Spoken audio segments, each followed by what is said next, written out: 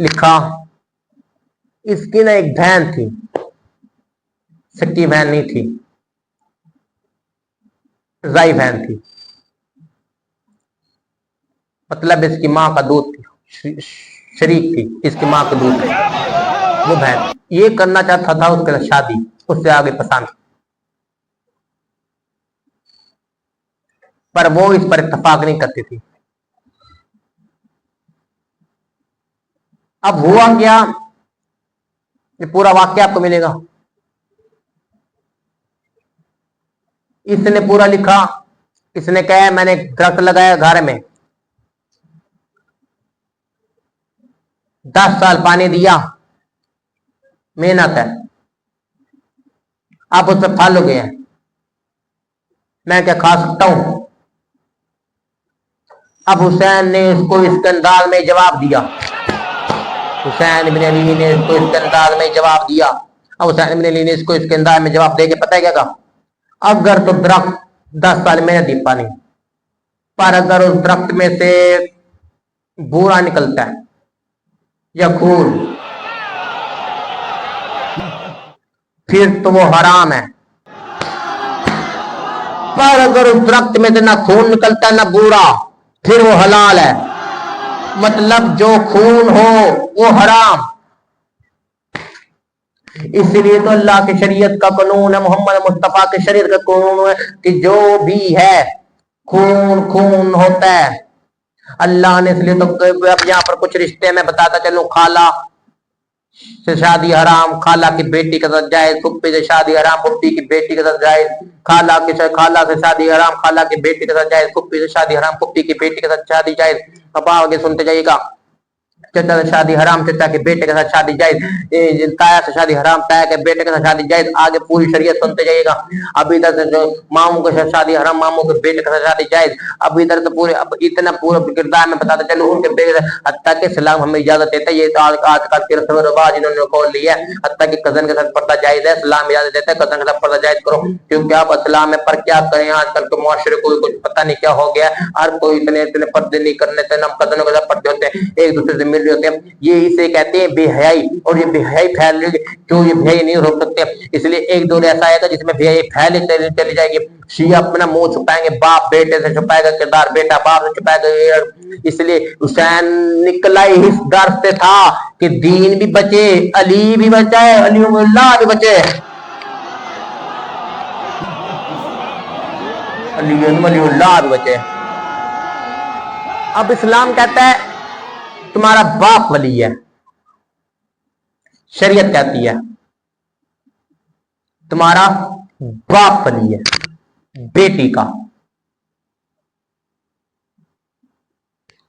मां से भी शादी हराम, मां की बेटी से भी शादी हराम, बेटी मां की बेटी रिश्ते में तुम्हारी बहन है,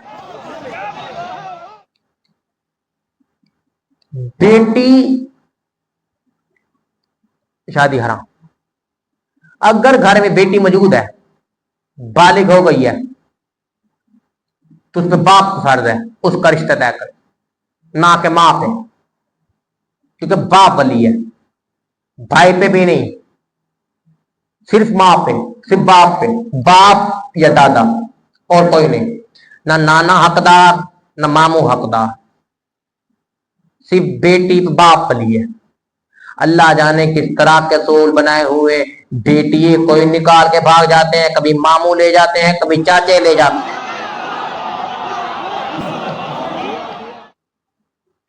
बाप वली और दादा बेटी का, ना मामू बन सकता है, ना चचा, ना ताया।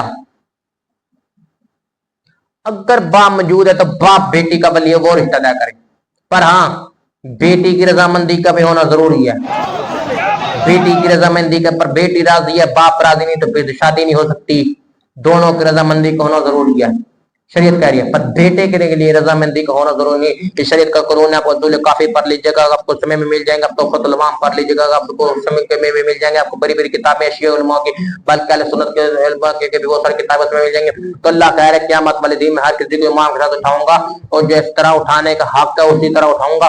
अब यौमुन नदा हुकुल नास बिइमामिही, हर कोई अपने इमाम के साथ उठेगा। मुझे नहीं पता कौन कितना सुन रहा है। मूसा था नबी, अब हजरत मूसा नबी बना। हजरत मूसा खाली नबी नहीं, ये मूसा नबी। अब इसके दुश्मन थे तीन, सुन्ना सुन्ना, तीन दुश्मन थे, 12 जानशीन थे। अकेला मूसा 12 को दरिया नील से पार ले गया। अकेला मूसा 12 को दरिया नील से पार ले गया, और फिरौन पीछे हट गया। मूसा के दुश्मन थे तीन, एक फिरौन, मैं गवाही मैं किताब का हवाला दूंगा, किताब के बगैर नहीं। एक हमाद, दूसरा करून।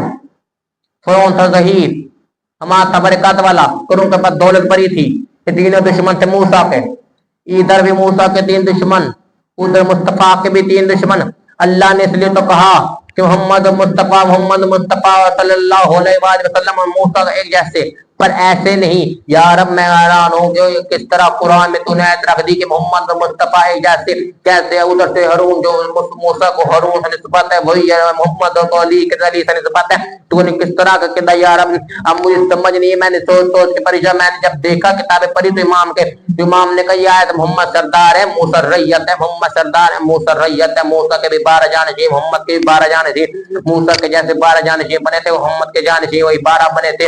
अब मोहम्मद के खाली 12 जानशीन नहीं, मोहम्मद के 12 जानशीन, मूसा 12 जानशीन थे। मूसा 12 को अकेला मूसा पार ले गया। क्या कहने, शुक्र मनाओ मोमिनो, तुम्हारे इमाम 12 हैं, जो 12 मोमिनो एक कौम को जन्नत में पार ले जाएंगे।